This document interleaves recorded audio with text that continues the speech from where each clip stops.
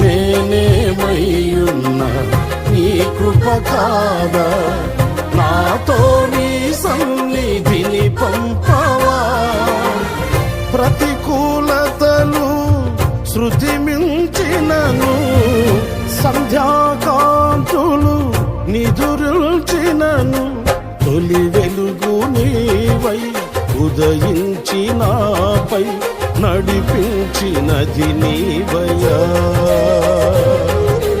నీ కృపకు నన్ను పాత్రునిగా చేసి బలపరచిన యేసయ్యా.